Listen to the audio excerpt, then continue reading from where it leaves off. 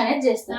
ఈ ఓపెనింగ్ చేసినప్పుడు వాళ్ళకి కాన్సన్ట్రేషన్ లెవెల్స్ కూడా ఇంక్రీజ్ అవుతాయి. అండ్ ఎవరికైతే హమ్మింగ్ చేస్తారు కదా, లైక్ కంటిన్యూస్ గా సెల్ఫ్ టాకింగ్ ఉన్నా, హమ్మింగ్ చేస్తున్నా, అది ఏమవుతుందంటే వాళ్ళలో స్టాప్ అవుతుంది ఇది చేస్తున్నప్పుడు. సో వాళ్ళు ఏంటంటే ఇది ఎలా వర్క్ అవుతుంది అన్న ఇదిలో అయినా చూసి ఆటోమేటిక్ గా వాళ్ళు స్టాప్ చేయడానికి చూసుకుంటారు, అంటే ఆటోమేటిక్ గా ఆగుద్ది నేను చూసిన ప్రకారం. సో క్లోజ్ చేసినప్పుడు మనం ఫస్ట్ చిన్న లెవెల్ నుంచి closing activity, opening activity నేర్పించుకుంటాం.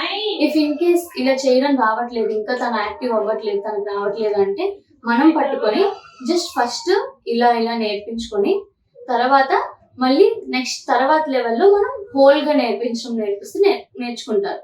So first ఇలా నేర్పించడం వల్ల కూడా ఈ ఫైన్ గ్రిప్పింగ్ అనేది ఇంక్రీజ్ అవుతుంది. హోల్ గ్రిప్పింగ్ తో పాటు ఫైన్ గ్రిప్పింగ్ కూడా వస్తుంది.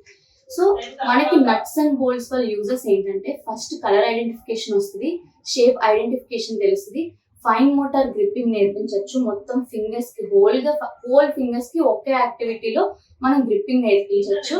అండ్ పించ్ గ్రిప్పింగ్ కూడా నేర్పించవచ్చు. లైక్ బయట డే టు డే లైఫ్ లో పెన్స్ కానీ పెన్సిల్స్ కానీ హోల్డింగ్ చేయడం కానీ నేర్చుకోవచ్చు. అండ్ కాన్సన్ట్రేషన్ ఇంక్రీజ్ అవుతుంది, అండ్ థింకింగ్ ఎబిలిటీ ఇంక్రీజ్ అవుతుంది. అండ్ ఎక్కడైతే హమ్మింగ్, సెల్ఫ్ టాకింగ్ ఏదైతే రేజ్ అవుతున్నాయో కిడ్స్ లో, అవి కూడా మనం రెడ్యూస్ చేసుకోవచ్చు. సో ఆటోమేటిక్ గా వాళ్ళు ఏంటి, ఇది ఏదో అవుతుంది అన్న థింకింగ్ క్యాపబిలిటీలో అయినా, థింక్ చేస్తే అయినా వాళ్ళు మమ్మమ్మ పాప అన్నం ఆపేస్తారు.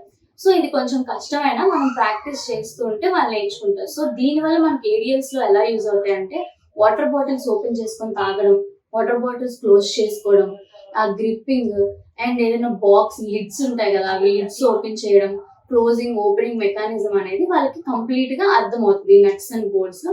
అండ్ షేప్స్ వచ్చి, అండ్ డిఫరెంట్ షేప్స్ వచ్చేసి ఇంకొక షేప్ వచ్చి ఇది, ఈ షేప్ లో ఏంటంటే 4 ఉంటాయి కాబట్టి సో ఇది కూడా ఇంక్రీజ్ అవుతుంది.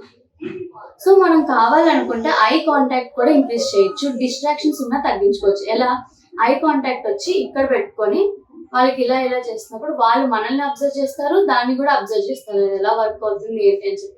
ఇఫ్ ఇన్ కేస్ డిస్ట్రాక్షన్స్ ఉన్నాయనుకో, మన కోటిలో టన్నెల్స్ ఉంటాయి, బాల్ పూల్ ఉంటుంది, దానిపైన స్టాండ్ చేయించి వాళ్ళకి తీయించవచ్చు ఇవి.